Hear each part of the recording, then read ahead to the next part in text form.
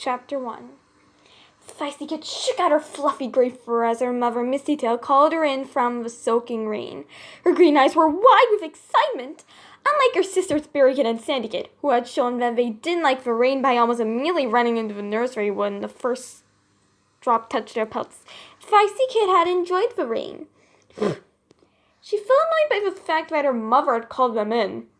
Berrykit shook her flame-colored pelt, which kind of looked like the color of a raspberry, and her blue eyes were hidden as she closed them. Sandykit's sand-colored eyes were closed also, and silver fur was dripping wet. The two mermaids then opened their eyes. "We're gonna have to hunt in the rain when we're warriors, you know," mewed Feistyclaw. "It's true," thought Feistyclaw. "You're gonna be a great warrior," purred a voice. Midnight was rushing up towards her, his black and white pelt and diamond blue eyes looking as beautiful as his half-blind mother Diamond Eye.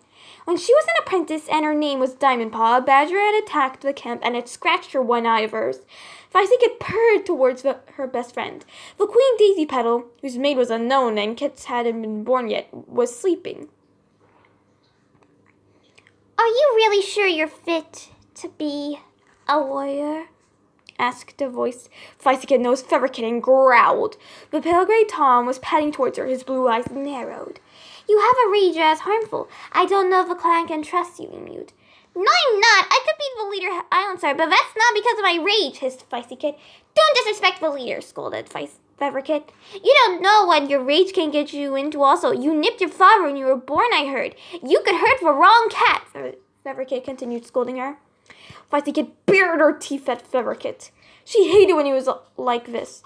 "Your clan will depend on you. They'll want you to keep the peace. Do you know how hard the clan works? Very hard. And then you'll go around picking fights with the first clan cat that isn't from Thunder Clan you see and attack. You'll risk the lives of your friends, maybe even yours. If you want to become a good warrior, you have to have a good mentor to teach you to control your temper." "Maybe Silent Whisker," lectured Featherkit. Feistyclaw especially hated these lectures. "He's just a kid, yet he's acting like a full-grown warrior, and I hate it. He's kind of acting like an elder with these long lectures," thought Feistyclaw as Featherkit went on with his long lecture. Midnight had fallen asleep from the boredom of hearing the lecture, taking a Kidnap? "And besides, could he really mentor you? I don't think Silent Whisker could handle such a mouse-brained apprentice like you," bullied Featherpaw. Feistyclaw's eyes widened. She snapped.